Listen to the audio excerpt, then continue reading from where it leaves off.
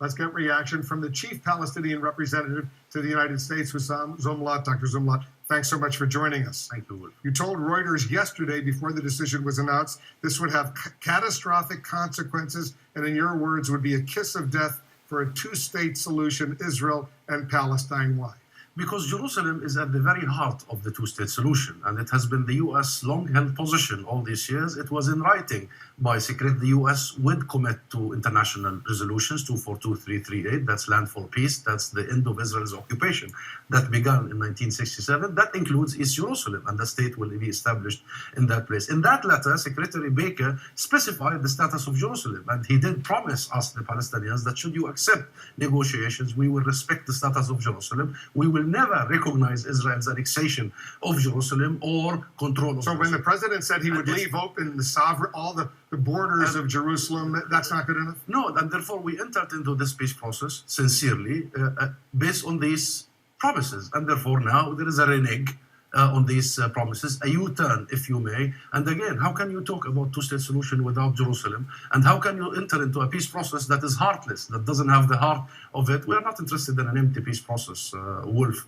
Because earlier this year, Dr. Zomlot, you told Politico, all indications are that President Trump is serious and keen regarding start or believe that. No, exactly. Only until the end of last week, we were engaged with the White House. We had convened so many meetings, and we were discussing the ultimate deal. We were discussing the strategic, mega, macro picture of President Trump's commitment to achieving a lasting, comprehensive peace. We have committed to this process. We have declared our willingness. We have invested in the meantime over the last 9 months to make sure that we pave the way, including the Palestinian reconciliation and the return of the Central Authority to Gaza, because without Gaza, we cannot have two-state solution. We have been working day and night with President Trump, and you just quoted me being excited, and all of a sudden this comes out of nowhere. And let's put the politics of identity, narratives, history, religion aside, and let's be rational. What is the purpose of this move? It has just injected anxiety in the process. It has injected suspicion and anger. So is the peace process over? I believe today what is certain is that the U.S. has done a self-inflicted disqualification of being the sole arbitrator of this. And I believe there is a lethal blow to the heart of the peace process because, again, Jerusalem is the heart of it.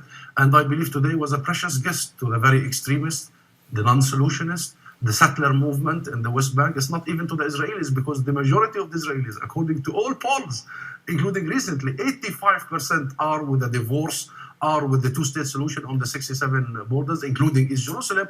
And therefore today, those who are opening champagne are the ones who want to see Armageddon, a religious war. But despite the president's rhetoric today, very strong rhetoric, he once again signed that waiver and is avoiding immediately moving the U.S. Embassy from Tel Aviv to Jerusalem. Do you believe he might still change his mind? I hope so. We call upon him to change his mind. Our president said today very clearly that this decision is rejected and that a reversal of this decision must be done. So if Jared Kushner, the president's son-in-law, one of the senior advisors who's in charge of the Israeli-Palestinian peace process, calls you tomorrow and says, come on over to the White House, let's meet, let's see what we can do. What do you say to him? That would be a decision for President Abbas to make and the political leadership back home, not for President me. Mahmoud Abbas, the Palestinian Authority president. That would be our... So you would ask him, should I go to the White House? Should I not go to the White House? What's your instinct? What do you think President Abbas would decide? Well, President Abbas will convene the Palestinian leadership as he did today. He promised to convene it, and there will be strategic decisions because, Wolf, we are upon a strategic moment. This is not just any other moment. We have to decide a new strategic direction. And President Abbas did say in the UN General Assembly only in September that should Netanyahu insist to kill and bury the two-state solution, and I believe he is, and I believe those who do not want to see a two-state solution, which is the majority of his cabinet, the Israeli cabinet, are celebrating today. The alternative to that from a Palestinian point of view is full equal rights for all those who live in the historic land of Palestine, from the river to the sea, be it Jewish, be it Muslim, be it Christian, be it tall, be it short, full constitutional arrangement. And therefore, we will have to decide on this new strategic direction, and I believe the international community is fully behind the rights of the Palestinians. Husam Zomlot is the chief Palestinian representative here in Washington. Thanks so much for joining us. Thank you.